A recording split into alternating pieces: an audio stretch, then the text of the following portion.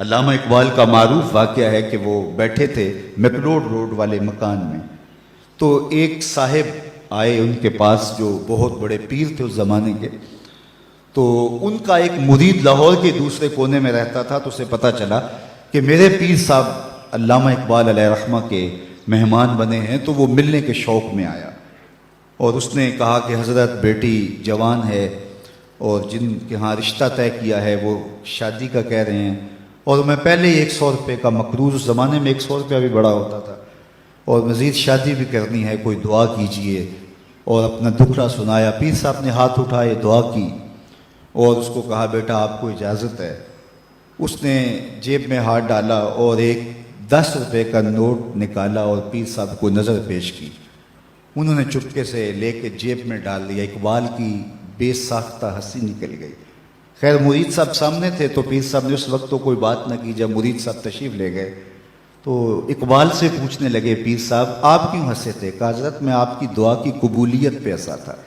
تو آپ کو کیسے پتہ چل گیا میری دعا قبول ہو گئی؟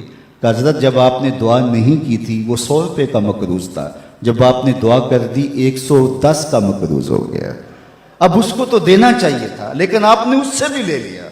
تو اس پر اقبال نے کہا تھا ہم کو تو میسر نہیں مٹی کا دیا بھی، ہم کو تو میسر نہیں مٹی کا دیا بھی، گھر پیر کا بجلی کے چراغوں سے ہے روشن.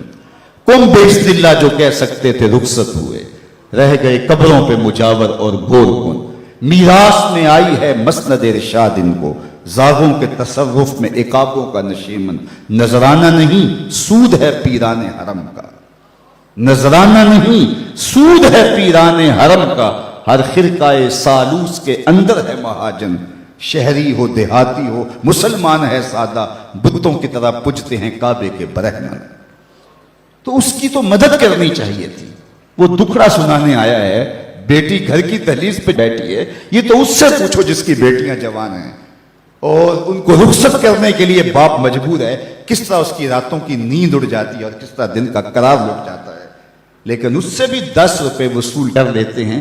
تو آج میں اور آپ دیکھیں کہ ہر ایسا شخص نہیں ہوتا جس سے نذرانہ لیا جائے، کچھ ایسے ہوتے ہیں جن کو نذرانہ دیا جائے. پیر ایک ذریعہ بن جاتا ہے، غریب اور امیر کے درمیان ایک پل بن جاتا ہے.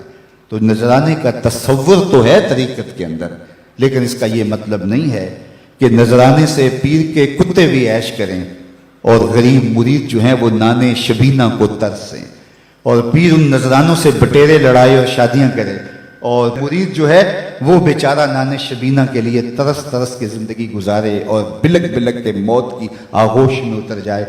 اس لیے نذرانے کے تصور کا انکار نہیں، لیکن اس کا مصرف کیا ہونا چاہیے یہ پیر کی ذمہ داریاں ہیں.